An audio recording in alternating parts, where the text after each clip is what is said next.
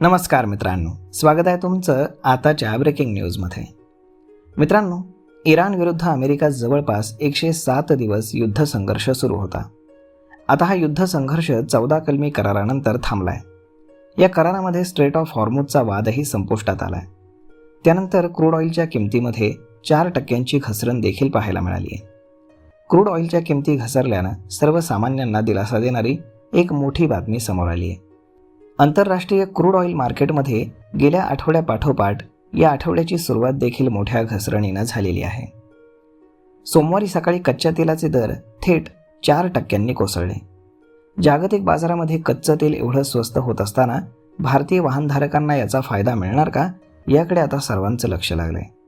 देशातील सरकारी तेल कंपन्यांनी आजही पेट्रोल डिझेलच्या दरामध्ये कुठलाही बदल केलेला नाही.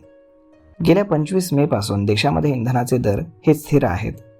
युद्धामुळे क्रूड ऑइलचे दर घसरले, परंतु पेट्रोल डिझेलच्या दरात फारसा बदल झालेला नाही. कच्च्या तेलाचे दर 2 महिन्यांच्या निच्चांकी पातळीवरती आले आहेत. ब्रेंट क्रूड हे 4% घसरून $83 आसपास पोहोचले. तर WTI क्रूडमध्ये देखील 4.5% घसरण पाहायला मिळाली असून ते $81 आसपास पोहोचलेलं आहे.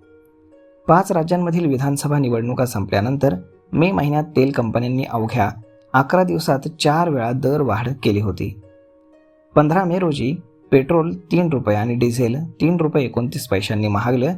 तर त्यानंतर 19, 23 आणि 25 मे रोजी सलग दर वाढ करण्यात आली. 25 मे नंतर मात्र किमती स्थिर आहेत. त्यानंतर मुंबई, दिल्ली, कोलकाता आणि चेन्नई या प्रमुख शहरांमध्ये पेट्रोल डिझेलच्या दरांमध्ये कोणताही विशेष बदल हा करण्यात आलेला नाही. तर मग मित्रांनो, अशा पद्धतीनं आता पेट्रोल डिझेलचे आंतरराष्ट्रीय दर घसरलेले आहेत. त्यामुळे पेट्रोल डिझेलचे भारतातले दर कधी कमी होणार हे पाहणं खूप जास्त गरजेचं आहे. तर मग मित्रांनो, यावरती आपलं मत काय हे तुम्ही आम्हाला कमेंट करून नक्कीच सांगा. आणि जर हा व्हिडिओ तुम्हाला आवडला असेल तर आपल्या जवळच्या मित्रमंडळींसोबत देखील हा व्हिडिओ तुम्ही शेअर करायला विसरू नका. धन्यवाद.